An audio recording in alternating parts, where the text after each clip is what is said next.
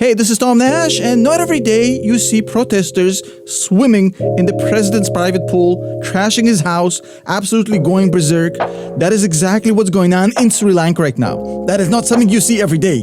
But the actual story of what happened in Sri Lanka over the past few days is going to blow your mind because it's absolutely insane. Let's talk about that.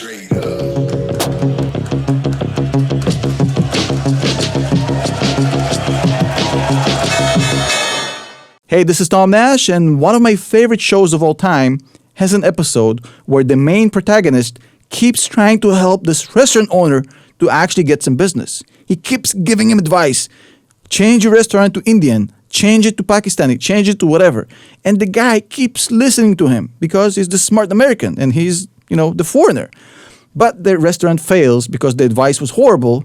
And then basically the protagonist says, well, I'm sorry, but he goes back home. And the restaurant owner is basically left there standing, holding the bag. Now, if you actually know which show that is, that means you're old enough to remember, comment below. I want to see who knows which show I'm talking about.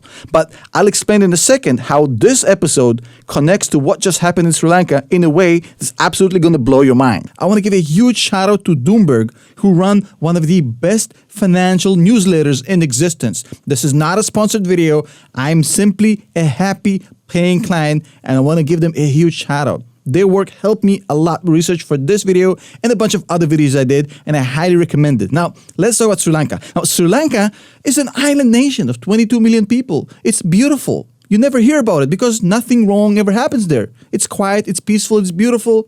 It's located in the middle of the Indian Ocean between the Maldives, which is actually a paradise, and the beautiful country of India. Now, this might come as a surprise, but Sri Lanka doesn't have a history of fuck-ups. In fact, it has an educated population and a median income among one of the highest in South Asia. They're not the troublemaker. Now, before this whole mess started, Sri Lanka had higher GDP per capita than India, Ukraine, South Africa, even the Philippines, just to name a few. It was actually ranked 94th out of 200 by the International Monetary Fund. In fact, just 4 years ago, in 2018, the World Bank actually classified Sri Lanka as an upper middle income nation. And the country had an absolutely bright future ahead of it. So what the hell happened? Well, in one word, ESG, my guy. You want the long answer? Pull up a chair, because this is about to get interesting. Now look, you might have heard that Sri Lanka is going through a little bit of a tough time right now. In fact, it's going through a major economic crisis. The government is in a complete state of chaos. They completely lost control of the country. The climax came over the weekend when thousands of people stormed the official residence of the president, essentially demanding his resignation. Now, while this whole thing in his pool was going on, another group of protesters was burning down the home of the prime minister in what seems to be a complete collapse of the society. Now, what caused all of this mayhem? Well, it's the economy, stupid. Grocery shelves were empty, and whatever food was left was just too expensive. Fuel supplies completely depleted. You have people in Sri Lanka waiting for days just to get a few gallons. As expected, this ended up in people exploding, losing it, going to the streets. But why? What the hell happened to cause all of this? Well, look, the Sri Lankan politicians simply got played. They simply fell in love with this ESG movement. And for those of you who never heard about ESG, it's basically a trendy rating system for investments with higher environmental, social, and governance nature.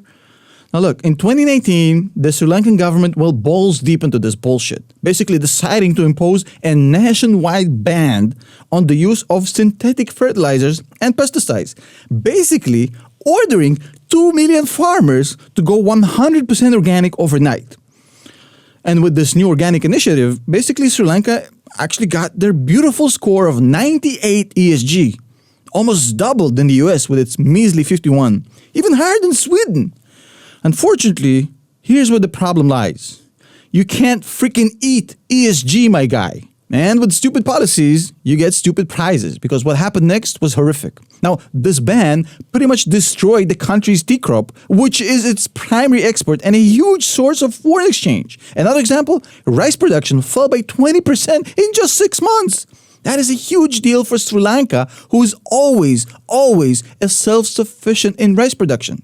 This ended up costing the government $500 million in imported rice costs, not to mention the fact that the price of rice actually rose by 50% of the same 6 months. This is a heavy burden for a rice-based nutrition country like Sri Lanka. Now, the Sri Lankan president has not been seen publicly since the protesters basically broke in and busted up his house.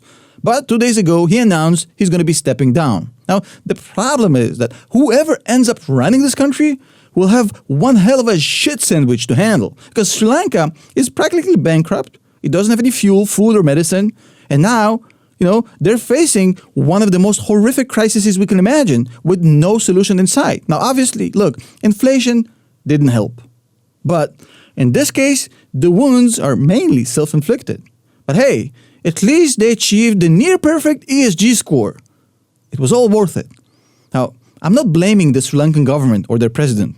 I'm blaming the elites in the West, because this is just another chapter in the ESG failure saga.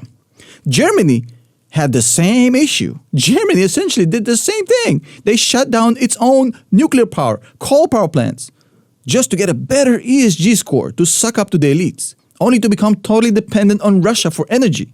And we all know how that ended. Now, what most people outside Germany don't even realize is that even before Putin went balls deep into Ukraine, Germany's dependence on Russian gas had already taken a major toll on its economy.